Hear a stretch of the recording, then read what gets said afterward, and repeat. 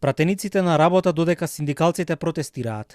Не верувам дека некој од нив ќе дојде со возило, кажа првиот парламентарец Гаши на денешниот брифинг со медиумите. Убеден е дека блокадите нема да влијаат на распоредот за работа на народните избраници. Влезовите во кругот на собранието ќе бидат блокирани, ама за возилата, а председателот не очекува дека тоа ќе биде случај и со самите порти на собраниската зграда. Полицијата прави проценки како најдобро да се реагира, а луѓето од кабинетот добиле уверување дека сите мерки се преземени. Им наложив на сите координатори да разговараат со пратениците и да најдат начин да дојдат на седница без да го попречуваат правото на протест на граѓаните.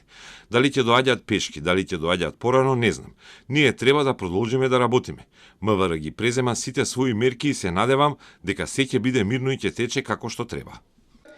Запрашан дали пратениците и во таков случај ќе добијат исплата на патни трошоци, Гаши одговара дека процедурата е определена со закон, деловник и одредби.